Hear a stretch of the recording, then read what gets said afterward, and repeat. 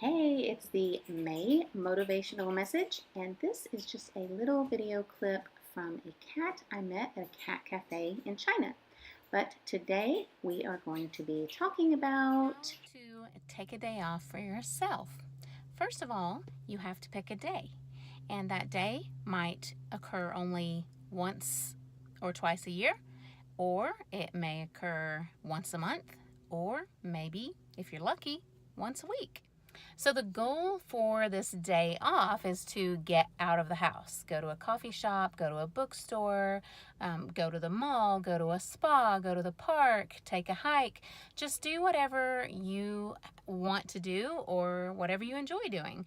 For me, a lot of times I will get up early and I'll go to the coffee shop, and then I go to my appointment with Dr. J, and then I might grab a bite of lunch, maybe with a friend, but usually by myself. I just like to take this day off to just actually get in touch with the stuff that's inside my head. And I know that for a lot of people that might seem strange, and it may be something that you don't do very often, but I would really encourage you to take the time. Just if you've never done it before, try it one day. Just spend the day by yourself and go do things by yourself.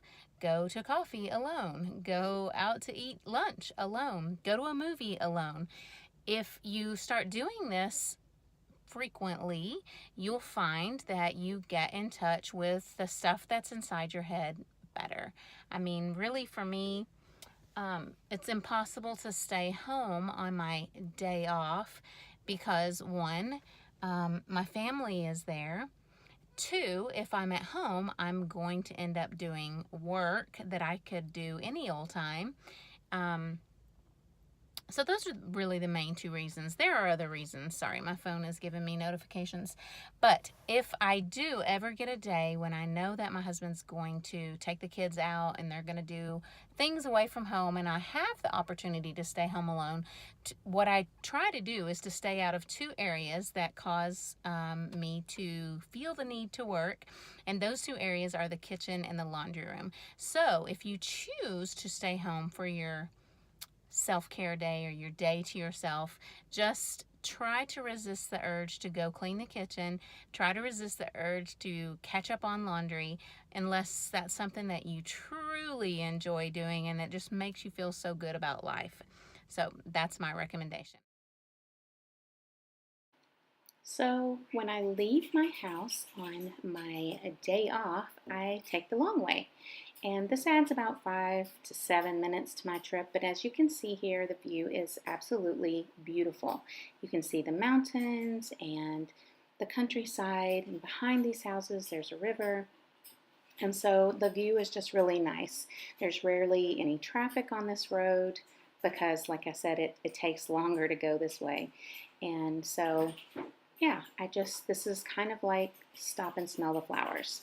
So, one of the things that I did want to point out about taking a day to yourself is that I know some people are more privileged than others. So, if you can't afford to go to the spa or the movies or to a coffee shop, there are ways you can still focus on yourself and fill your self care tank without spending money. For example, a lot of times I will make my own coffee at home and I will take it to the library and just take advantage of the peace and quiet there, drink my own coffee, and use their Wi Fi in a place where no one's going to ask me questions or need anything from me. So that's one way that you can get around, the financial aspect of having a day to yourself. So basically, if you want to take time for yourself, there's always a way to do it. For example, maybe you're a single parent and you just can't get away because you don't have a babysitter. Lots of churches have a Mother's Morning Out, and there's all kinds of programs. If you really set your mind to it, there's a way to find time to take care of yourself. And so I would just really encourage you to do that. Sometimes on my day off, I will also turn my phone on airplane mode, or I'll just put it on Do Not Disturb, and I'll set specific times to check my phone so that I'm not I'm constantly filling up my day off with things that other people want me to deal with. But I did notice on this particular day off that a lot of the things that I was doing were actually errands, like taking stuff to the post office, checking my mailbox.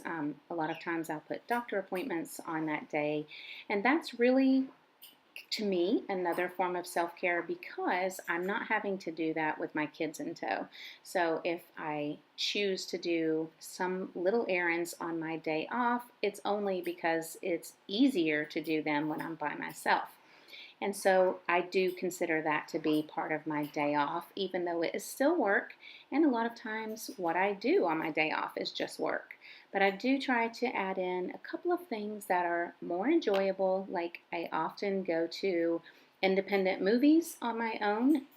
A lot of times I'll have the movie theater all to myself because a lot of people don't go to independent films here, and also because it's the middle of the week. So you do what you can do. So now I have arrived at my favorite coffee shop in town. Gonna head across the street and go in there and get some work done. So what I usually do on Tuesday morning is I take my laptop and a bunch of papers or whatever I have to do, and I go to this coffee shop and I sit inside alone, probably with my earbuds in my ear to drown out the talking and the background music and everything that's going on.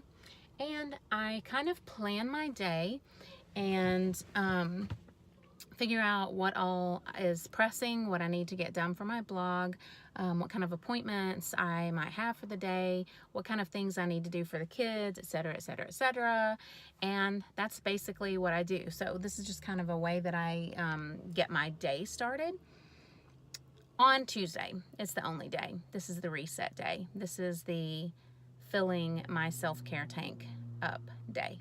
So, and I have all of these packages I need to mail to my random kids and prizes for people and orders from my website. And then I have my knitting bag because I intend to go to a knitting class today, and my backpack full of all my junk.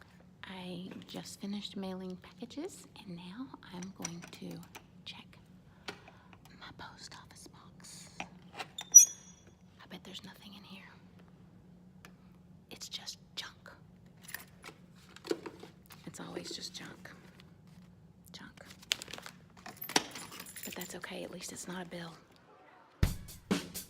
And that's the end of this month's motivational message. And this is a cute little snippet of a panda I met in Beijing.